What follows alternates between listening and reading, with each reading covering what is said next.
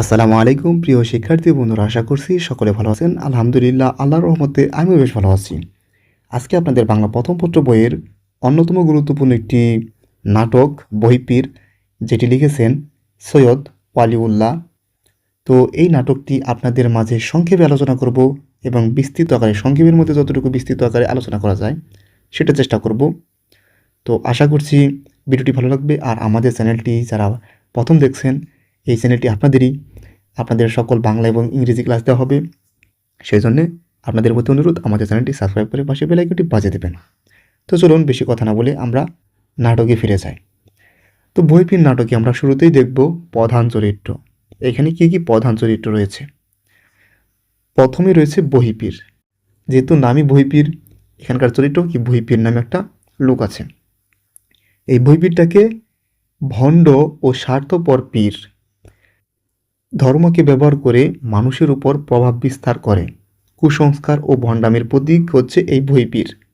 আর আমরা কিন্তু জানি সৈয়দ অলিউল্লাহ অনেক ভণ্ডামির বিরুদ্ধে কিন্তু লিখেছেন, বিশেষ করে মাজার, ভণ্ড মাজার, ভণ্ড পীর, এদের বিরুদ্ধে কিন্তু প্রচুর লিখেছেন। তো ভণ্ড ও স্বার্থপর পীর ছিলেন কি বহিঃপীর। এরপর হচ্ছে তাহেরা। তাহেরাকে সাহসী ও আত্মমর্যাদা সম্পন্ন তরুণী, অন্যায়ের বিরুদ্ধে প্রতিবাদী, নারীর স্বাধীনতা ও আত্মসম্মানের প্রতীক হচ্ছে এই তাহেরা। তার মানে একটা ভালো চরিত্র। এরপর আছে হাশেম, যুক্তিবাদী ও প্রগতিশীল যুবক, কুসংস্কার বিরোধী, সাহস ও মানবতার প্রতীক হচ্ছে হাশেম। এরপর আছে হাতেম আলী। তিনি একজন ছিলেন জমিদার। ব্যক্তি স্বার্থে মেয়ের জীবনকে গুরুত্বহীন মনে করেন। সমাজের স্বার্থপর মানসিকতার প্রতীক হচ্ছেন তিনি। তার মানে হাতেম আলী কিন্তু জমিদার মানে থাকলেও তিনি কিন্তু একটু স্বার্থপর ছিলেন আর কি। তো সেরকমটা কিন্তু আমরা দেখতে পাই। আর হাশেম কিন্তু যুক্তিবাদী ও প্রগতিশীল ছিলেন। এরপর আমরা যদি নাটকের পরিচয়টা একটু জেনে নিই, মানে নাটকটা জেনে নিই। বহিঃপীর একটি সামাজিক নাটক। এতে গ্রামীণ সমাজে প্রচলিত পীর প্রথা, ধর্মীয় কুসংস্কার, অন্ধবিশ্বাস এবং ভণ্ডামির বিরুদ্ধে লেখক তীব্র প্রতিবাদ জানিয়েছেন।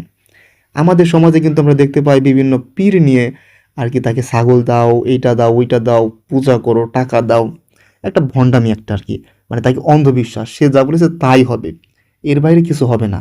এই যেরকম অন্ধবিশ্বাস বা কুসংস্কার যেগুলো আছে, সেগুলোর বিরুদ্ধে কিন্তু সৈয়দ ওয়ালিউল্লাহ লিখেছেন।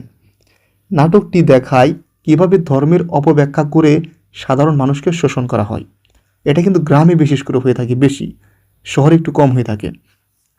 কারণ যারা সাধারণত শিক্ষিত শ্রেণী আছে এদেরকে তো বোঝানো যায় না, আর যারা একটু অশিক্ষিত এদেরকে আর কি উল্টাপাল্টা বুঝে কি করে, এরা মানে আর কি ভণ্ডামি করে। আর এইখানে কে ভণ্ডামি করছিল? বহিঃপীর। কিন্তু দেখি আমরা নাটকের বিষয়বস্তুটা, তাহলে আমরা বুঝতে পারবো। নাটকের কেন্দ্রীয় চরিত্র বহিঃপীর, একজন বৃদ্ধ ভণ্ডপীর। তার মানে কিন্তু কি ছিল, এই বহিঃপীরটা বৃদ্ধ ভণ্ডপীর ছিল। ধর্মীয় ভাবমূর্তি ব্যবহার করে তিনি গ্রামের মানুষের উপর প্রভাব বিস্তার করেন। আর ধর্মকে কাজে লাগিয়ে কিন্তু এরকম আমাদের সমাজে এরকম অনেক মানুষ আছে, আর কিছু পারে না, কারণ জানে মানুষ একটু ধর্মের প্রতি একটু সিম্প্যাথি একটু বেশি থাকে, তো ধর্মকে কাজে লাগিয়ে ভণ্ডামো শুরু করে। এরপর হচ্ছে অর্থনৈতিক সংকটে পড়া জমিদার হাতেম আলী নিজের স্বার্থে তরুণী তাহেরের বিয়ে বহিঃপীরের সঙ্গে দেন। তার মানে যে জমিদার যে হাতেম আলী, তার কন্যা তরুণীকে কি কার কার সাথে দেয়? বহিঃপীরের সাথে দেয়। কিন্তু তাহেরা এই বিয়ে মেনে নিতে পারেন না। সে নিজেই স্বাধীনতা ও মর্যাদা রক্ষার চেষ্টা করেন। তার মানে হাশেম আলী জমিদার, যে হাশেম আলী ছিলেন, তিনি কিন্তু একটু লোভী থাকলেও বা অর্থ সংকটে মানে আর কি পড়লেও পরবর্তীতে তার যে তরুণী ছিল বা তার যে মেয়ে ছিল তাহেরা, তিনি কিন্তু একটু সমাজ সচেতন ছিল। তিনি কিন্তু বিয়েটা দিয়েছিল তার বাবার অনুযায়ী হয়েছিল, কিন্তু এই বিয়েটা তাহেরা মেনে নিতে পারেননি, যে এত বুড়োর সঙ্গে কেন বিয়ে দিবে, বা একটা আর কি সমাজ সচেতনতা আছে না, একটা তো বিষয় আছে, তাই না? তো ভণ্ডামি করে বা একটা ছলনা করে বিয়ে করা আর ভালোভাবে বিয়ে করা তো দুইটা এক জিনিস না, আলাদা জিনিস, তাই না? সেটা আর কি দেখানো হয়েছে। অন্যদিকে হাশেম যুক্তিবাদী ও সাহসী যুবক। সে কুসংস্কার ও অন্যায়ের বিরুদ্ধে প্রতিবাদ করে এবং তাহেরার পাশে দাঁড়ায়। মানে সে এখানে কি করেছিল, হাশেম তাহেরার পাশে দাঁড়িয়েছিল, যে এই যে বহিঃপীর যে ছলনা করে তাকে যে বিয়ে করে আর কি, এইটা আর কি প্রতিবাদ করেছিল। নাটকের ঘটনা প্রবাহ স্পষ্ট হয়ে উঠে যে ধর্মের নামে প্রতারণা ও অন্ধবিশ্বাস সমাজের জন্য ক্ষতিকর। লেখক মানুষকে যুক্তিবাদী ও সচেতন হওয়ার আহ্বান জানিয়েছেন। তার মানে কি, আমরা এটা দেখে দেখলাম যে এইখানে কিন্তু একটা ভণ্ডামি দেখানো হয়েছে। কে ভণ্ডামি করতেছিল? পীর ভণ্ডামি করতেছিল। তো তার বিরুদ্ধে কিন্তু এটা লিখেছেন এবং এটা কিন্তু সত্যই। আমরা কিন্তু দেখতে পাই পীররা কিন্তু অনেক ভণ্ডামি করে অনেক খারাপ কাজ কিন্তু করে থাকে, বিশেষ করে নারীদের প্রতি একটা লোভ এটা দেখতে পাই। মানে মুখে দাড়ি, মাথায় টুপি লাগিয়ে বা ইসলামী লেবাস ধারণ করে অনেকটা কিন্তু ভণ্ডামি করে। তো এইটা আর কি একদমই মানে ঠিক না, এইটা আর কি দেখিয়েছেন সৈয়দ ওয়ালিউল্লাহ। এরপর আমরা নাটকের যদি মূল ভাবটা দেখি, নাটকটির মূল বক্তব্য হলো অন্ধবিশ্বাস ও ধর্মীয় ভণ্ডামি সমাজকে ধ্বংস করে। মানুষকে যুক্তিবাদী, সচেতন এবং মানবিক হতে হবে। ধর্ম কখনো শোষণ বা প্রতারণার হাতিয়ার হতে পারে না। এটাই তো, তাই না? মানে একটা ধর্মকে ব্যবহার করে কেন মানুষ খারাপ কাজ করবে? এটা কি সবার প্রশ্ন না? সবারই প্রশ্ন। তো নামকরণের সার্থকতা যদি দেখি, নাটকের সমস্ত ঘটনা বহিপীর চরিত্রকে কেন্দ্র করে আবর্তিত হয়েছে।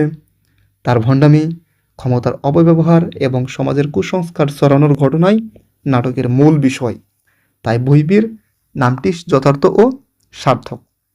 যেহেতু এই বহিপীর নাটকের মূল যে চরিত্র, মূল যে ভণ্ড লোকটা, এখানে যদিও তাকে নায়ক কোনোভাবেই বলা চলে না, তিনি আর কি ভিলেন হলেও তিনি কি ছিলেন এই নাটকের প্রধান চরিত্র। তিনি হচ্ছেন বহিপীর। বহিপীর যে ভণ্ডামো করে, ছলনা করে বা প্রতারণা করে যে তাহিরাকে বিয়ে করেছেন, তার বাবা মানে হাশেম আলীকে উল্টোপাল্টা বুঝিয়ে। তো এই জিনিসটা কিন্তু সুন্দরভাবে কিন্তু লেখক ফুটিয়ে তুলেছেন এবং এই ভণ্ডামির বিরুদ্ধে কিন্তু তিনি বলেছেন। তো এইখান থেকে আমরা কী কী শিখতে পারি, কী কী শেখার মতো আছে? ধর্মের নামে ভণ্ডামি ও প্রতারণা থেকে সতর্ক থাকতে হবে। কুসংস্কার নয়, যুক্তি ও সত্যকে গ্রহণ করতে হবে। নারীর স্বাধীনতা ও আত্মমর্যাদার প্রতি সম্মান দেখাতে হবে। আর নারীকে শুধু ঘরে বন্দি করে রাখা তা তো হতে পারে না। নারীরও তো একটা নিজস্ব একটা মতামত আছে, তাই না? তো সেটাও কিন্তু শুনতে হবে। অন্যায়ের বিরুদ্ধে সাহসের সঙ্গে প্রতিবাদ করতে হবে। মানবিকতা ও ন্যায়বোধ সমাজকে সুন্দর করে। মানে আমি এখানে কিন্তু বুঝিয়েছি যে নারীকে ঘরে বন্দি রাখা বলতে আমি বুঝিয়েছি অবশ্যই পর্দা করবে না এমন না, কিন্তু শুধু পর্দার কথা তো বলা হয়নি নারীদের, এর বাইরে তো অনেক কিছু বলা হয়েছে। পর্দার সহিত বিভিন্ন কাজ করতে পারে, তাই না? সেটা আর কি বোঝানোর চেষ্টা করেছি। তো এই আর কি। তো এরপর যদি আমরা সমস্ত নাটকটি একটু সংক্ষেপে যদি আমরা আলোচনা করি, পরীক্ষার জন্য গুরুত্বপূর্ণ যেসব তথ্য আর কি।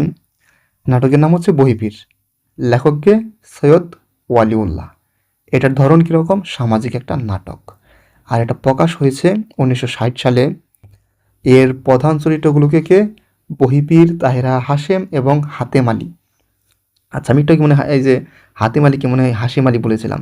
হাশেম কিন্তু ভালো চরিত্র, আর হাতেম আলী যিনি তাহেরার আর কি বাপ, তিনি কিন্তু একটু দেখেছি আমরা একটু মানে মানে মেয়েকে একটা বোঝা মনে করেছে, তাই না? সেজন্যই তো এরকম একটা মানুষের কাছে বিয়ে দিয়েছে। তো যাই হোক, মূল বিষয় কী কী? ধর্মীয় কুসংস্কার, ভণ্ডামি, সামাজিক শোষণ ও যুক্তিবাদ। আর মূল এটা বিষয় আর কি, মূল শিক্ষা কী কী? এখান থেকে আমরা কী কী শিক্ষা পাই? অন্ধবিশ্বাস পরিহার করে সত্য, ন্যায় ও মানবিকতার পথে চলতে হবে। এই আর কি বইপীর নাটকের মূল যে আলোচনা বা কথা সেটা হচ্ছে এইটুকুই। আশা করি বুঝতে পেরেছেন। বুঝতে পারলে অবশ্যই আমাদের ভিডিওটি লাইক, কমেন্ট এবং শেয়ার করার অনুরোধ রইল। আর আমাদের চ্যানেলটি সাবস্ক্রাইব করে পাশে বেল আইকনটি বাজিয়ে দেবেন। এরকম ভিডিও পেতে চাইলে অবশ্যই আমাদের চ্যানেলের পাশেই থাকতে হবে। তো সকলে ভালো থাকবেন, সুস্থ থাকবেন। সকলকে ধন্যবাদ আমাদের ভিডিওটি দেখার জন্য। আসসালামু আলাইকুম।